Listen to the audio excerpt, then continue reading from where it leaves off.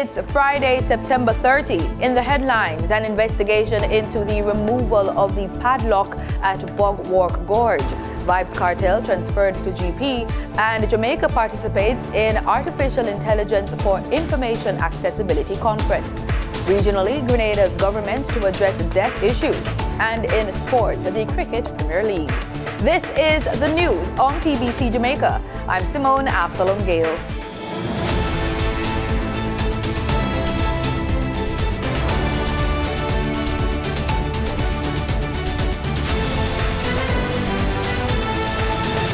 Prime Minister Andrew Holness has blasted motorists who opened the padlock gates at the Bogwark Gorge in St. Catherine amid heavy weekend rainfall, calling their actions reprehensible.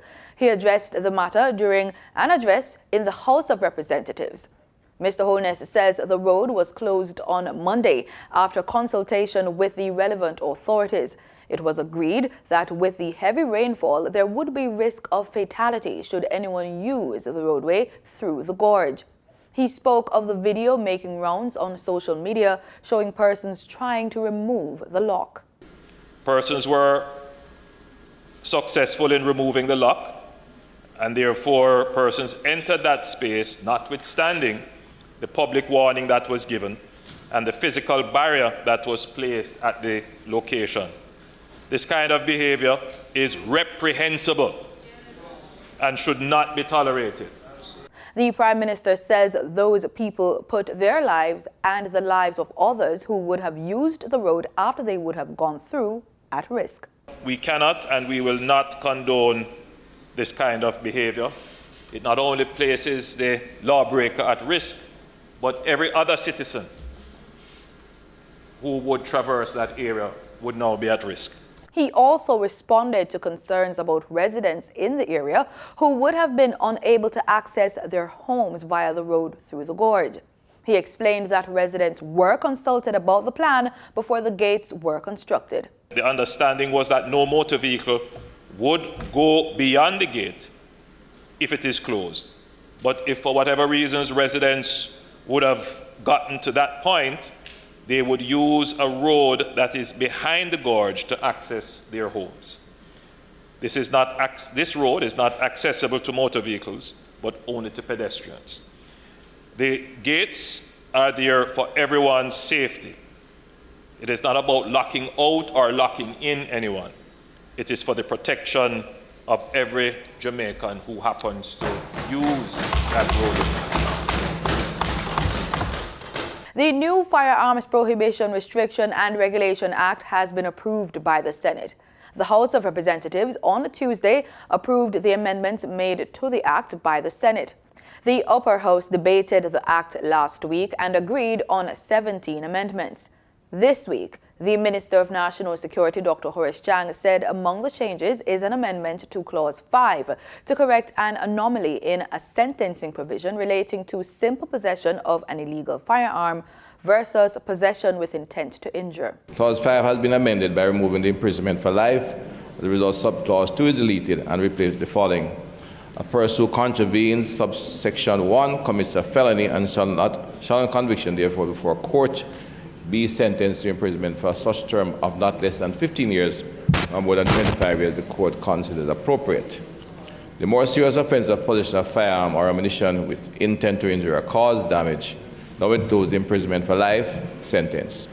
Provision was, however, further amended to separate injury to person and serious damage to property. Previously, the bill called for a mandatory life imprisonment for illegal possession of a firearm. The legislation has been amended to say, quote, a person who contravenes subsection 1 commits a felony and shall, on conviction, therefore, before a circuit court, be sentenced to imprisonment for such term, if not less than 15 years, nor more than 25 years, as the court considers appropriate. End quote. Dr. Chang also informed that amendments were made in relation to Clause 19. The Senate recommended an amendment of Clause 19 be made to delete subclause 3B, which provides that if a person surrenders a firearm or ammunition of a type for which a firearm authorization may be granted, then that person may apply for a firearm authorization. In this regard, Clause 19.3, B and 4 have been deleted from the clause. Clause 101, Madam Speaker, was amended to add subclause 4 by replacing the words Director or Chief Executive, as the case may be, wherever they appear, and substituting in each case the word signatory. This will account for the fact that not all ballistic certificates, for example, should be signed by the director of the institute. These changes are really correcting what may prove to be operational inefficiencies that may occur in the implementation of the Act. This amnesty will allow persons who may be in possession of illegal firearms the opportunity to surrender these weapons to the state without fear of prosecution. The bill establishes a dual regime distinguishing between prohibited weapons or unregulated firearms and activities connected, and firearms that are duly authorized or registered. The legislation was further amended in the lower house, replacing the word queen with the word king in the enacting clause. Incarcerated entertainer Vybz Cartel was transferred to the Tower Street Adult Correctional Center, commonly known as General Penitentiary, GP, this week. The move was reportedly executed on Thursday afternoon during heavy rain and reportedly follows a Fox 5 interview done by Lisa Evers and Cartel's assumed Turkish fiancé. Cartel's transfer has since prompted the artist's lawyer to express concern for his client. Buchanan said no reasons were given by the Department of Correctional Services for the move. This is not the first time that Cartel has been housed at the Tower Street Adult Correctional Center. The artist is currently awaiting the outcome of his murder appeal at the Privy Council in London. He has been in jail since 2011 for the murder of an associate named Clive Lizard Williams, along with his co-accused fellow artist Sean Storm and two others, Kira Jones and Andre St. John. Since Cartel's conviction in 2014, the DJ has maintained his innocence. Representatives from across the region participated in the Artificial Intelligence for Information Accessibility Conference this week. The virtual conference raised a range of issues, including AI localism, the use of AI to overcome disabilities, ethical digital transformation, the intersection of AI, art and creativity, and AI, law and ethics. Executive Director of the Broadcasting Commission, Cordell Green, chaired the event. He said artificial intelligence is increasingly all around us and very much influencing what we read, see, hear, think about, and do. But he adds, AI is a tool. My takeaway is Monica Desai's comment about emphasizing inclusivity and focus particularly on persons with disabilities. Dr. Kobe Lyons of Australia, one of the speakers when we go over to Gathertown, in her presentation, I found a kernel of truth in the statement that there is no disability when there is access. Accessibility eviscerates disability. It's something to think about when we talk about inclusivity. The virtual conference was one of several activities held on September 28, celebrating the UNESCO's International Day for Universal Access to Information. Dr. Barbosa da Silva Jr., a national of Brazil, will be the new director of the PanAmerican Health Organization, PAHO. He was elected on Wednesday by PAHO member states during the 30th PanAmerican Sanitary Conference. I'm a public health worker. I want to thank not only the countries that supported me, that voted for me, but all the countries in this region. We work together with you. It's not easy to follow Dr. Etienne's leadership, but I do believe that with the same commitment that we have to strengthen health, to strengthen the quality of life in our region, we work together. Dr. Barbosa da Silva Jr. will begin his 5-year term on February 1, 2023, succeeding Dr. Carissa Etienne of Dominica, who has led PAHO since 2012. Dr. Babulusa De Silva Jr. is currently the Assistant Director at PAHO, where he has led the organization's efforts to increase equitable access to COVID-19 vaccines and to enhance regional capacities to produce medicines and other regional technologies. The PanAmerican Sanitary Conference is the organization's highest decision-making body, meeting every 5 years to determine policies to improve the health and well-being of the population in the region. The Pan-American Health Organization, PAHO, is celebrating 120 years of existence this year. It is part of the United Nations system, serving as a regional office for the Americas of the World Health Organization and as the health organization of the Inter-American system. While attending the just concluded Pan-American Sanitary Conference this week, Jamaica's Health and Wellness Minister, Dr. Christopher Tufton, spoke to the significance of the organization, pointing to PAHO's leading role in the response to health emergencies in the region, including HIV/AIDS and COVID-19. PAHO has demonstrated, from my perspective, is the importance of collaboration around a One Health, global health approach. The truth is, COVID has taught us that a rising tide lifts all boats. You cannot have a healthy society in one jurisdiction and an unhealthy society in another. The truth, we're interconnected. People move from one place to the next. It's a very small world. It's a small region, the Americas. And, variant strains emerge if people are not vaccinated in one part of the world, and it affects others in another part of the world. So for me, it is fundamental that we have institutions like PAHO. Dr. Tufton says an institution like PAHO brings years of experience and knowledge to the field. The lessons that it would have stored up over that time is irreplaceable. And what we need to do is to do whatever is necessary to strengthen it so that we can continue to build on the achievements that we have had up to this point. Coming up in the business report, Bank of Jamaica announces interest rate hikes. We have that story plus your regular market updates in the business report with Danita Rodney.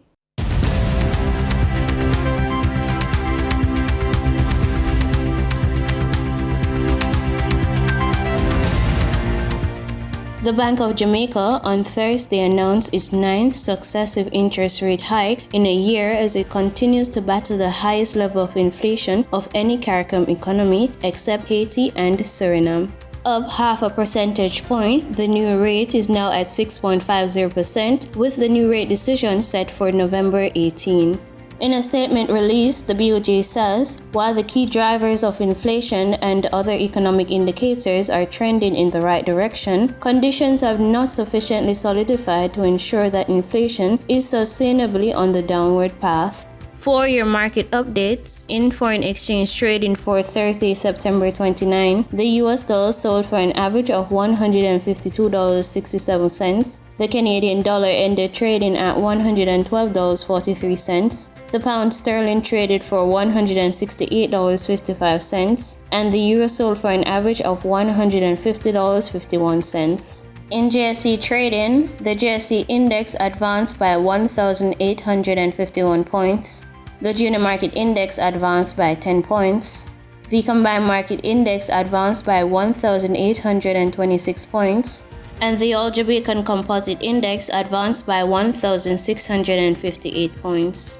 Overall market activity resulted from trading in 98 stocks, of which 53 advanced, 35 declined, and 10 traded firm. Stocks advanced for AMG Packaging and Paper Company Limited, Barita Investments Limited, and Berger Paints Jamaica Limited. Stocks declined for 138 Student Living Jamaica Limited, 1834 Investments Limited, and Access Financial Services Limited. Trading firm were Apple Limited 6% preference shares due 2024, Jamaica Producers Group Limited, and JFP Limited.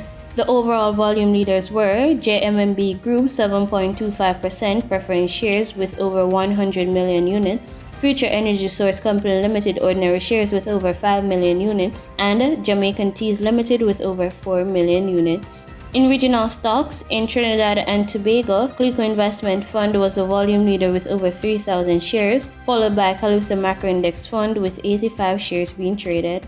On the Barbados Stock Exchange, Cave Shepherd and Company Limited was the volume leader with 4,000 shares. They were followed by First Caribbean International Bank and Epley Caribbean Property Fund Value Fund, which traded over 3,000 shares respectively. In regional news, according to a new report by the Inter-American Development Bank, IDB, trade and investment ties between Korea and Latin America and the Caribbean have the potential to create a mutually beneficial relationship. The report was issued by the IDB Vice President for Sector and Knowledge, Benigno Lopez, at the 6th Korea-LAC Business Summit in Seoul on Thursday, September 29. I see the massive potential for mutual benefit right before my eyes. And that is especially the case given the global economic context in which we gather today.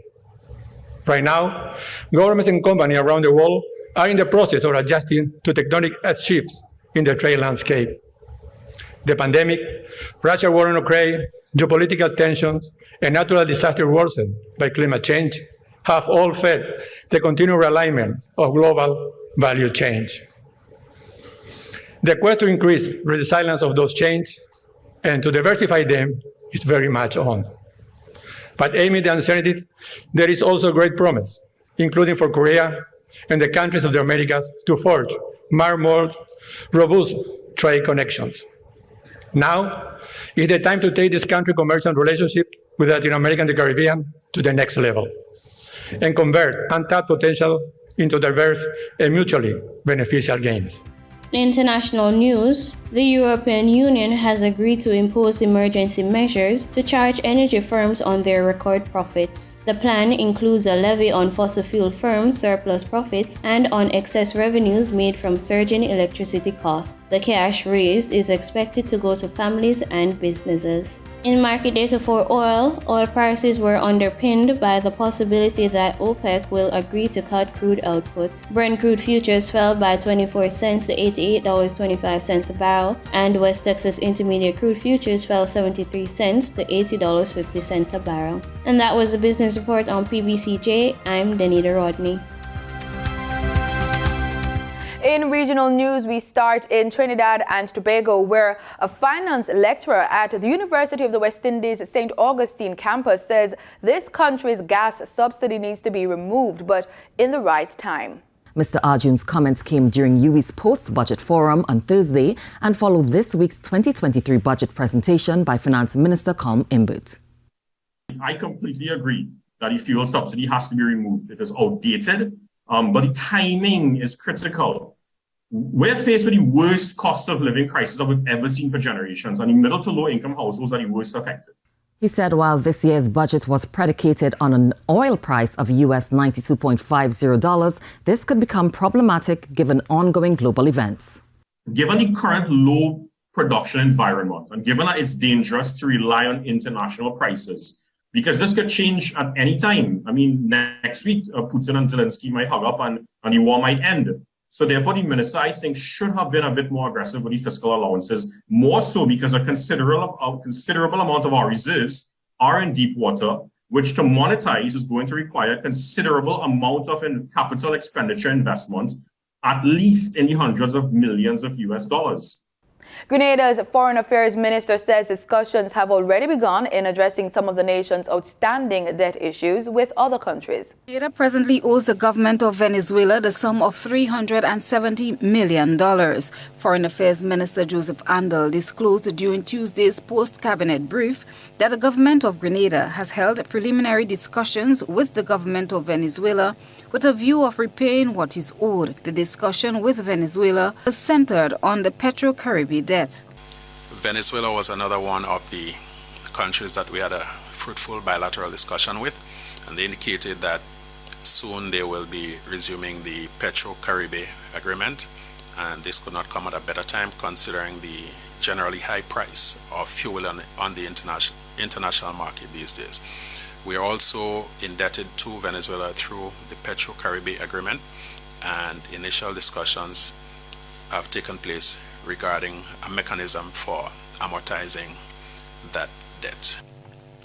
The Foreign Affairs Minister was among the official delegation traveling to the USA to attend the United Nations General Assembly, where the discussions took place. The latest Grenada Public Debt Bulletin, published by the Ministry of Finance, shows PetroCaribe's debt is 11.5% of GDP.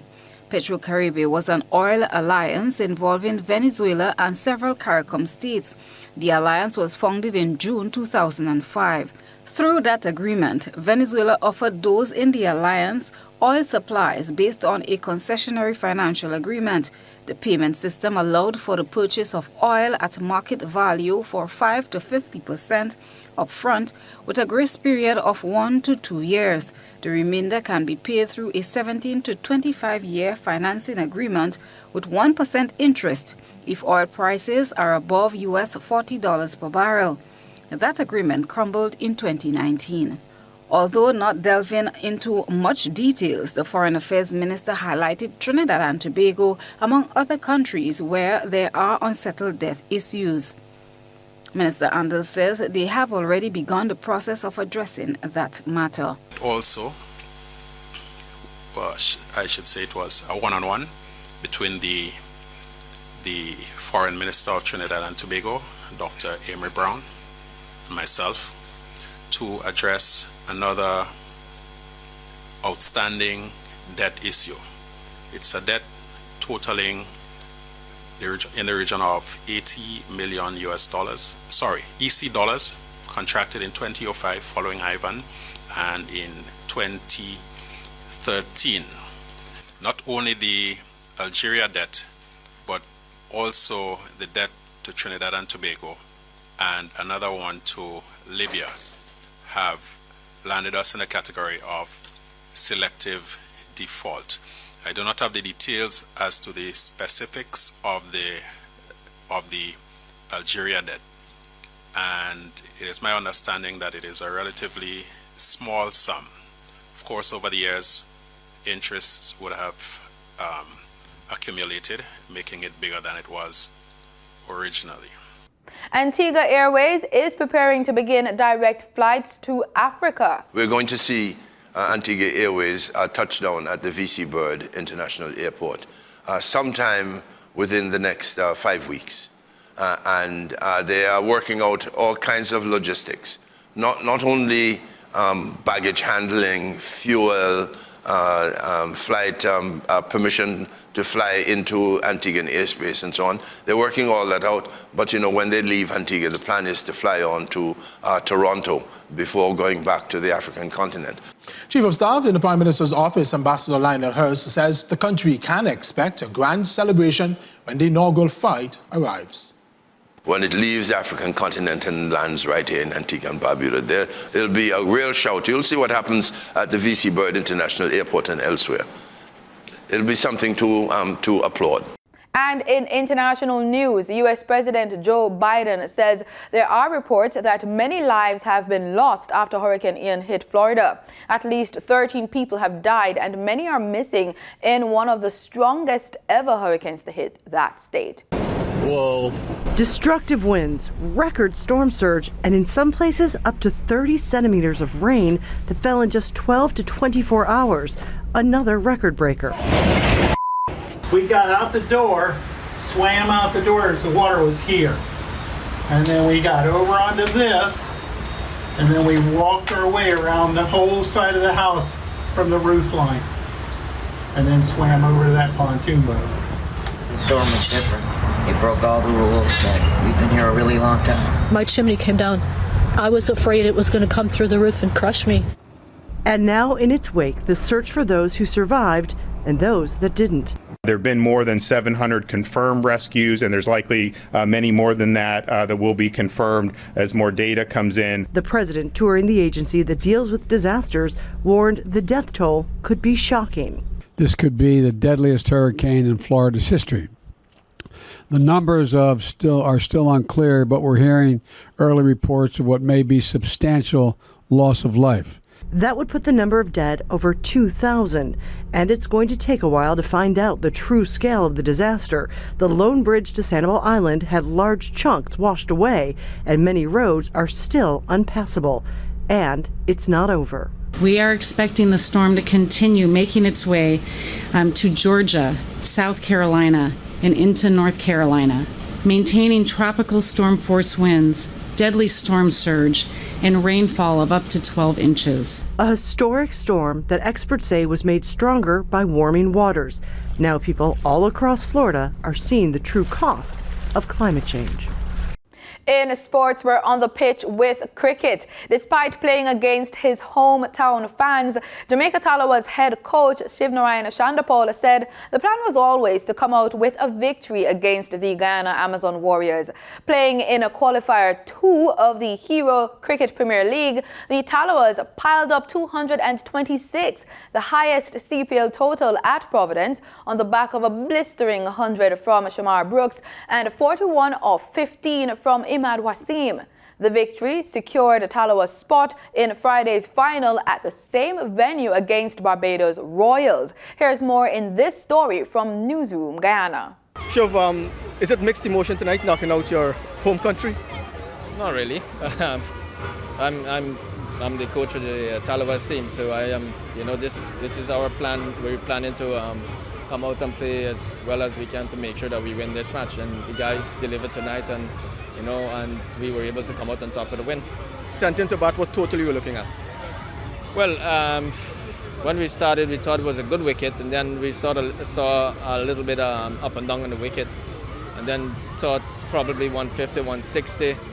But when 2 batters got in, and those guys, I think when Imad went in, and we went in with a little positive mindset, and things changed from there. We started to build a proper momentum. Yeah, we had a little partnership up front with Raymond and Brooksy also, but the momentum changed when Imad went in, and we were able to get to 220, 226. All right, Brooksy got an early reprieve, but he went on to make a century. Your thoughts on his innings? That was amazing. I mean, look at it. It was proper cricket shots.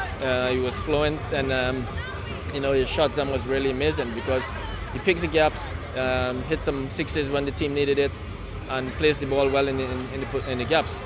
But it was really, really, really good for us. Right. And of course, you guys are in a very good space now as you head into that final. Well, definitely. We just have to make sure that everybody is well and get on the park when the time comes. And that's it for the news on PBC Jamaica. I'm Simone Absalom Gale. You can follow us on our social media platforms at PBC Jamaica. And remember, we are the People's Station.